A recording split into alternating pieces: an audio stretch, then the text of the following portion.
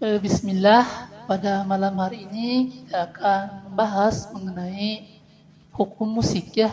Sebelum kami menjelaskan mengenai hukum musik berdasarkan hadis-hadis Nabi, berdasarkan kitab-kitab para ulama, jadi kami ingin bercerita sedikit bahwa dulu, mungkin sekitar 20 tahun yang lalu ya, saya itu adalah seorang pelatih musik ya. Jadi kalau ada orang mengatakan, Ustaz, kalau tidak tahu tentang musik, jangan sok-sokan membahas musik. Antum keliru. Karena dulu saya itu adalah pelatih musik. Jadi di rumah kami itu musik itu semuanya ada. Bahkan kami yang melatih mereka. Bagaimana cara memainkan bass, bagaimana cara memainkan ritme, bagaimana cara memainkan melodi, bagaimana cara memainkan piano, bagaimana cara memainkan organ tunggal.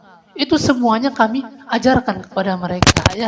Jadi mungkin kalau ada orang sekarang sekedar tahu tekniknya saja tentang musik, ini kunci A, kunci C, kunci G, kunci F, kunci E, kunci A minor, G minor, C minor, dis, C segala macam. Mereka hanya tahu tekniknya saja. Nah kami sudah tahu dari awal. Mungkin kalau antum sekarang ditanya hafal berapa lagu, mungkin antum hafal sekitar 200, 300 atau mungkin sebagian puluhan lagu. Dulu kami sebelum hijrah, itu hafal bukan cuma 100, 200. Mungkin puluhan ribu lagu kami hafal, bukan hanya lagunya. Hafal dengan kunci gitarnya, hafal dengan kunci pianonya, hafal dengan kunci melodinya harus bagaimana. Karena kami yang mengajarkan. Nah cuman bedanya, mungkin sekarang kalau antum dengar mengenai hukum musik, itu langsung marah-marah, bahkan tidak menerima. Tetapi kami dulu, ketika sedang asik-asiknya itu, sedang mengadakan konser di kampung ini, manggung di kampung ini. Tapi ketika kami mendengar ada orang yang mengharamkan musik, kami tidak marah dulu. Jadi beda dengan antum sekarang mungkin ya. Kalau antum sekarang kalau ada orang yang mengharamkan musik langsung marah-marah. Kami dulu tidak. Tetapi yang ada itu bukan marah tetapi penasaran. Kemudian kami belajar mengenai hukum tersebut. Nah setelah mempelajari, mungkin agak lama mempelajari tentang masalah musik ini ya, ternyata benar bahwa musik itu diharamkan ya. Nah setelah kami mengetahui hukum musik, bahwa ternyata ini ada hadis yang mengharamkan, para ulama juga mengharamkan musik, akhirnya kami meninggalkan musik. Dan alat-alat musik yang ada di rumah kami itu ada yang dibakar, ada yang dihancurkan, dan lain sebagainya. Intinya kami sudah tidak mempergunakan musik itu ya. Dan kalau kita ceritakan masih banyak madharat atau perbuatan-perbuatan haram ketika kita sedang berada di lingkungan musik tersebut. Jangankan sedang manggung atau sedang konser, itu sedang latihan saja, itu kan kita ada ikhtilat, campur baur laki-laki dan perempuan yang bukan mahram. Kemudian perempuan-perempuan atau biduan-biduan yang nyanyinya itu, mereka itu tidak menutup aurat. Kemudian di sana juga banyak sekali asap rokok, dan bahkan ada beberapa orang itu lalai dengan ibadah ya. Sholat pun kadang-kadang sebagian kawan-kawan dulu itu meninggalkan sholat tersebut ya. Kalau kami sendiri alhamdulillah, jadi kami itu musisi beriman ya. Jadi musik berjalan terus, tetapi sholat tidak pernah kami tinggalkan. Bahkan kalau ada anak-anak yang sedang belajar musik itu, kami suruh untuk sholat ya. Waktunya sholat ya, ya sholat ya. Nah ini kami ceritakan agar kawan-kawan bisa mengambil ibrah bagaimana sikap kami dulu. Nah, mungkin itu sekedar pembukaan kami sebelum kita membahas mengenai hukum musik ya.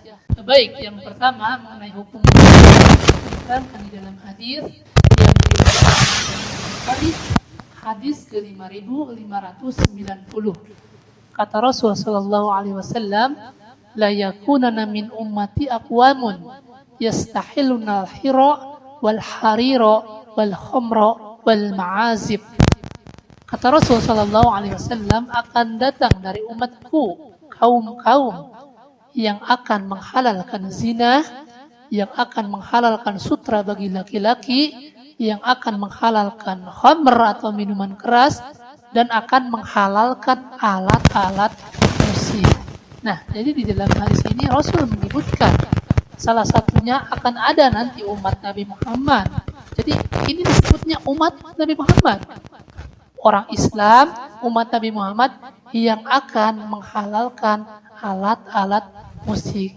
Jadi jangan heran ketika sekarang mungkin ada kiai, ada ustaz, ada habib yang menghalalkan musik karena Nabi sudah menyebutkan 1400 tahun yang lalu bahwa akan ada dari umat Nabi Muhammad, dari umatku kata Nabi, yang akan menghalalkan musik.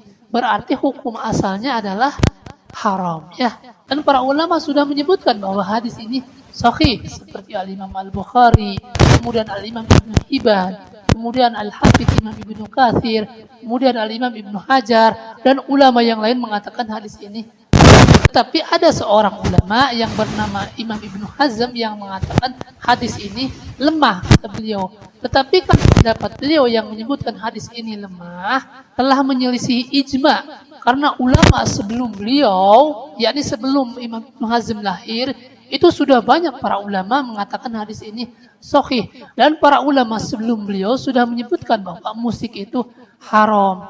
Nah, jadi pendapat Ibnu Hazm yang mengatakan hadis musik ini lemah, kemudian musik itu boleh, ini tidak dianggap. Nah, ulama sebelum Ibnu Hazm sudah menyebutkan bahwa musik itu haram, dan ulama sebelum Ibnu Hazm itu sudah menyebutkan bahwa hadis tentang musik ini sahih. Ya. Nah, jadi kalau ada orang yang sekarang mungkin membolehkan musik, kemudian membawa pendapatnya Ibnu Hazm, maka telah kami katakan bahwa pendapat Ibnu Hazm tidak dianggap karena telah menyelisih ijma sebelum beliau. Jadi sudah sepakat para ulama sebelum Ibnu Hazm tentang musik, dan ulama setelah Ibnu Hazm pun banyak yang mengharamkan musik ya. Jadi kalau ditanya adakah ulama yang membolehkan musik, ada, yaitu Ibnu Hazm. Tetapi pendapat beliau menyelisih ijma karena sebelum beliau lahir itu hukum musik sudah ijma keharamannya, dan ulama setelah Ibnu Hazm pun banyak orang yang mengharamkan musik. Hukum musik ya. Kita lanjutkan mengenai hukum musik ya. Yang merasa ragu-ragu mengenai apakah musik